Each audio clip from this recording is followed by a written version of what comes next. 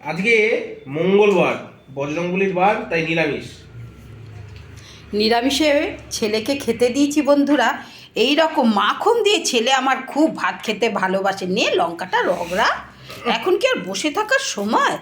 এইরকম বললো মা মাখন দিয়ে মেখে আমি আজকে ভাত খাবো, আজকে বজরংবলির বার।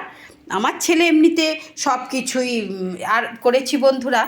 এই রকম আলু পোস্ত করেছি, এই দেখো, আর করেছি বিউলির ডাল, এই দেখো না বন্ধুরা। এইরকম যদি হয় বিউলির ডাল, আর এই করবো আমি, দেখি পাতিলেবু নেই, কিনলে পাতিলেবু দিয়ে বিউলির ডাল। আর এরকম এইরকম, এই দেখো ছিলে আবার লঙ্কাটা কেন রোগড়ে নিয়েছি পুরো, নুন জমে যাবে আজকে খাওয়াটা, ঝাল না হলে। হ্যাঁ, আর এই যে করেছি আমি বাঁধাকপি আর ধনেপাতা, দেখেছো বন্ধুরা কি সুন্দর হয়েছে বড়াগুলো।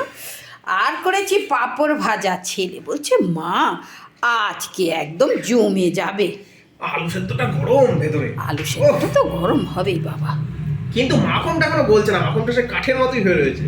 বাবু এগুলো একটু সামনে সামনে এগিয়ে নে তো তোর দিকে করে। হ্যাঁ হ্যাঁ হ্যাঁ হ্যাঁ, আর একটু সবগুলো এগিয়ে নে, সব কিছু, বড়াটা একটু এগিয়ে নে, ডালটা একটু এগো বাবা সামনে একদম। হ্যাঁ হ্যাঁ, এই তো, হ্যাঁ দেখতে ভালো খেতে বসেছি মাখ। হ্যাঁ, তবে গরম গরম ভাত এরকম মাখন দিয়ে কাঁচা লঙ্কা দিয়ে ছেলে মেখেছে, নুন নিয়েছে পরিমাণ মতন, কড়কড়ে লঙ্কা, সত্যি কথা। আর আমরা তো ছোটোবেলায় সত্যি কথা বলতে বন্ধুরা জানো, সর্ষের তেল দিয়ে ভাত খেয়েছি, সর্ষের তেল এরকম কাঁচা লঙ্কা দিয়ে মেখে আমরা খেয়েছি তখন।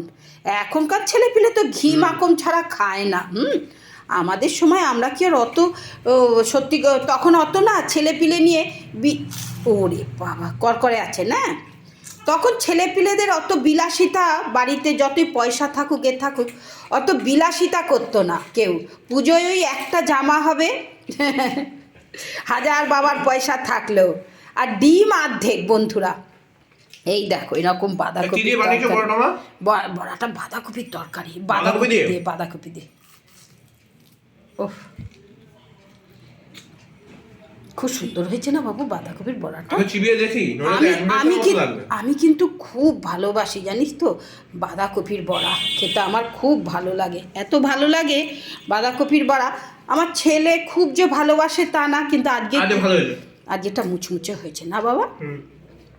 এরকম ভাত মানে ভাতে ভাত আর তার সঙ্গে এরকম আইটেম থাকলে অন্য কিছু লাগে না, অন্য কিছু লাগে না, সব কিছুই। একটু পোস্ত দাও না থালা দেখি, খেয়ে একটু পোস্ত দাও, আর ডালটা খাবো শুধু মুখে, বুঝলে? তুই খা না, ভাতটা খা না বাবা।